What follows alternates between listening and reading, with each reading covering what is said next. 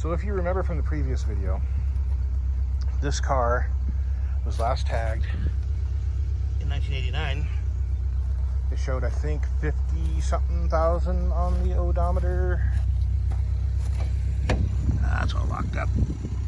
No, 64. That could be 164, but I doubt it because none of the things that typically have wear on it.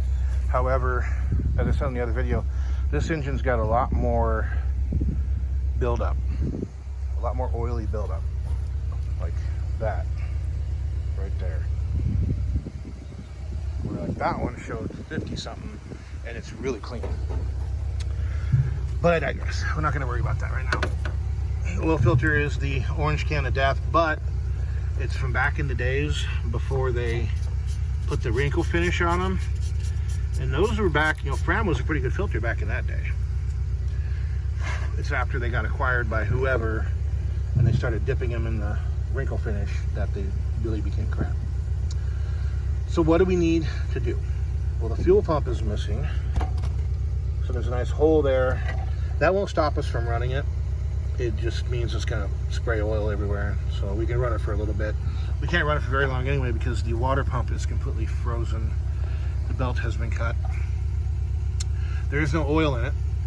I did put a bunch of Marvel Mystery Oil down the cylinders just to be safe. And it eventually leaked down and leaked out of the oil pan. I think the drain plug. So we need to get down there and make sure it's tight. Need to check, need to clean the points. I don't even bother trying to start it over without doing that because why would I want to waste my time seeing if I have spark and how good is the spark. I'm going to clean those points. I'm going to make sure the spark's good so I'm not wasting my time and wasting my battery. The plug wires, they all need to be put back on. The plugs need to be tightened back up. And the other thing we got going on, the bigger problem here, is the carburetor's missing and the intake manifold is full of dirt. So I need to get the shop back out here. I need to get the cord that we stretched over here so we have power because there's no power coming off the pole to the house here. So gotta suck all that out of there. We're going to rob the carburetor off of this car. This one will run. I think I robbed the fuel line off of it for the Plymouth Cricket, which is out of gas. So we'll rob this carburetor, put it on there after we suck it all out, suck all the dirt out, tighten up that drain plug. I've got oil. I've got an oil change in the trunk of the first Cricket. And I don't have any gas. Let me see. Might need, of course, town is 15 miles away, so we don't want to drive unnecessarily. Yeah, I'm gonna have to go get some gas. I need to get some gas anyway because that car's out of gas. Okay, get a bit of sandpaper here. Put her down in the points, like so. Points are open right now, so we'll just get as much of the corrosion as we can, and then I'm going to close them, and we'll really get on them. As you can see just what I've done there. All the caca. Okay, hang on. Okay, now the points are closed. So we need to get them open.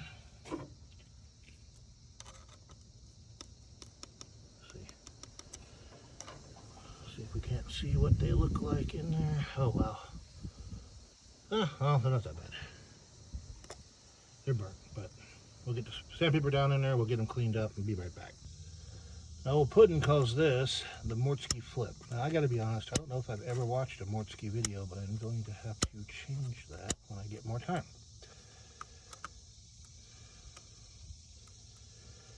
I'm not seeing any spark.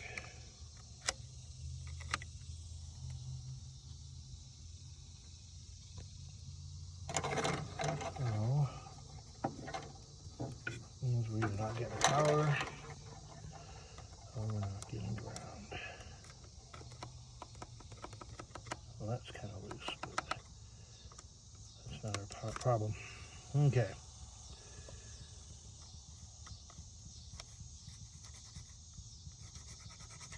That's not a problem. Okay. It's probably in the fuse box. These cars, probably in typical British fashion, only had 3 fuses. So, yeah, they weren't well protected. I think one is battery, ignition, and light switch. Okay, so let's chase that down, and we'll get that figured out. Then I gotta get on the carburetor, go get some gas, and see if this thing will run. I want to show you guys something. You got power going. Now watch. See that spark coming out of that nut there? Got a really bad connection there. So we're gonna pull that apart and sand it down as well. So here's the condenser connection. It's all nice and cleaned up. Well, this is the old distributor connection, and it is pretty rough.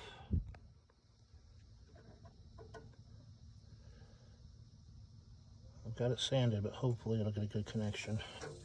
This is a little plastic insulator, and it looks like it's gotten a little hot, but not melted through, so we're okay on that.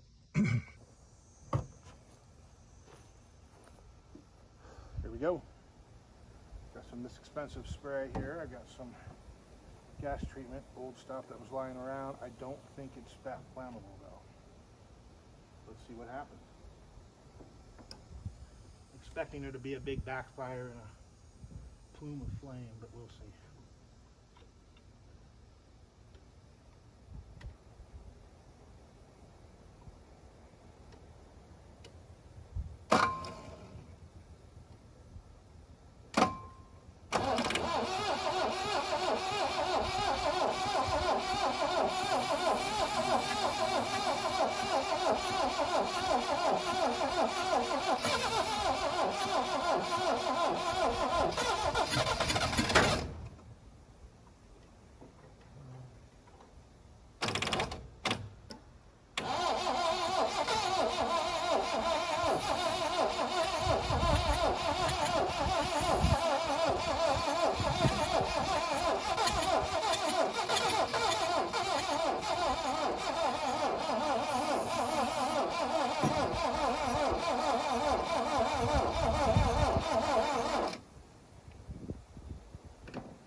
Okay, it's trying to. Battery doesn't sound real hot. It's been sitting for 6 months.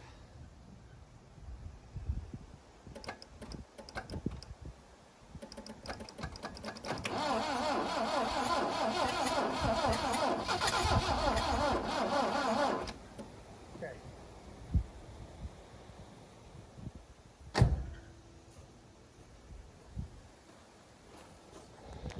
As far as I'm concerned, that satisfies 2 things. One is trying to fire. It's got compression enough to fire. It kind of sounds like it has a little hole, like I mentioned on the Celica. Plugs. Put a set of plugs in it. Make sure they're tight. We put the carburetor on it off the other car. I think it'll run. So I need to go get some gasoline, because none of this stuff I have here is the same thing. So I think we're going to go run and do that. I'll put this battery on the charger while I'm gone, and see what happens. If not, I've got the battery here out of the Celica. I can pop in it. I think I'll drive it to town. Yeah. Alrighty, we'll be back later. I want to show you guys a terrible, terrible mistake that I made.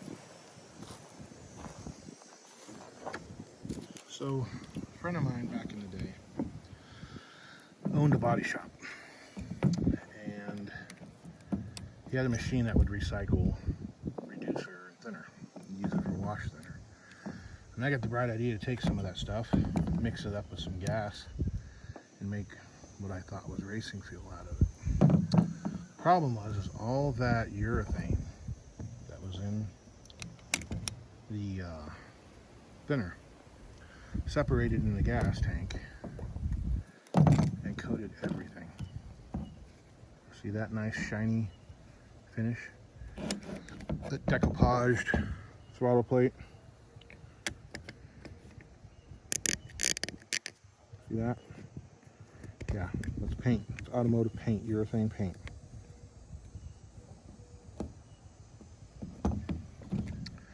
Now the engine that was in that car was running great.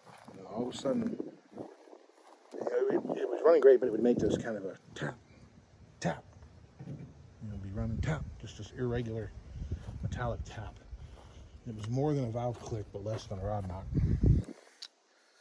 What it actually turned out to be was the valves were seizing in the head and the piston was hitting them. The valves in these engines are straight up and down, so and bended, it just pops it up. And I swapped the engine because of that. But as you can see, oh, there it goes. This is now free. So even after all these years, it's been 20 something years, I was still getting urethane in the car. So before I put this car back together, or maybe it was that car back, no, before I put that car back together, I spent hours scraping all that urethane out of the bottom of the tank. And I used probably $40 worth of reducer to break it all loose. Paint stripper, all this stuff. And the tank is clean. There's no urethane in it anymore. So we're good as far as that goes. Yeah, so it was a stupid boneheaded mistake I made as a 18-year-old, 19-year-old, 22-year-old. And I won't ever do anything like that again.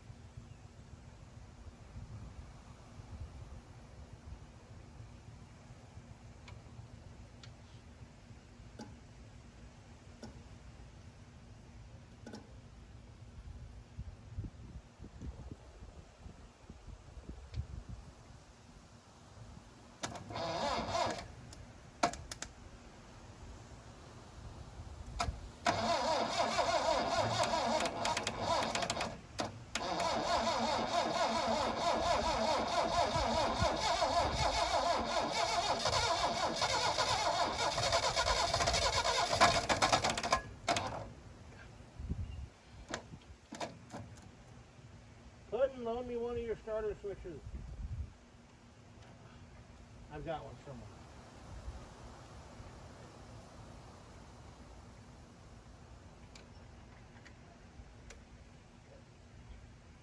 Ooh.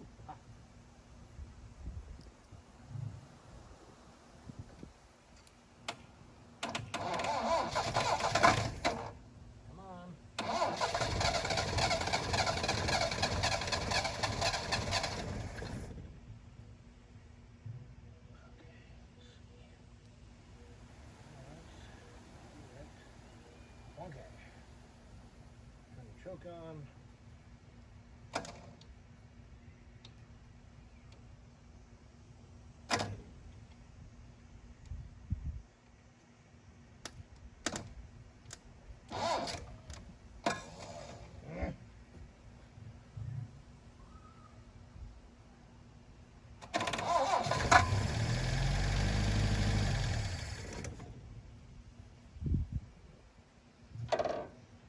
There you go, folks. You heard it.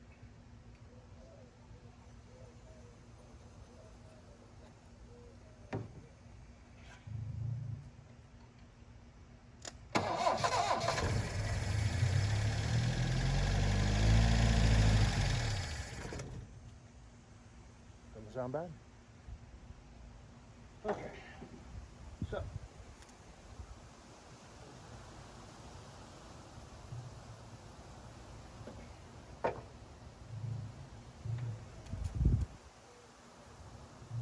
There are a lot of things we need to do here. We need to put some decent spark plugs in it. I need to go through that carburetor because it's obviously plugged up. Probably with here. I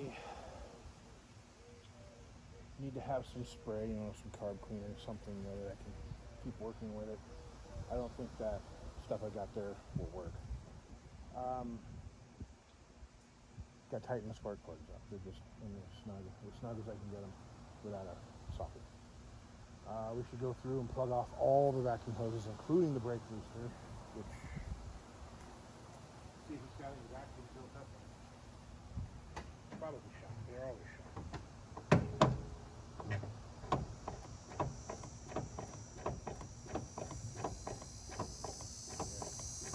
I don't feel anything. So, plug off the booster. Plug off that other little guy, plug off all the little tiny ones, get an actual fuel source hooked up to it, clean out that main jet, and see how long it'll run.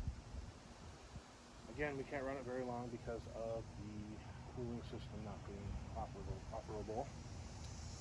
But, yeah, there you heard it. First time running since 1989 as far as I know. Definitely been the first time it's been running in at least 25 years, maybe 30.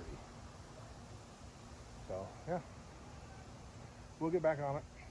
So when I have more time and we're done moving, we'll get this one running under its own power. So stay tuned.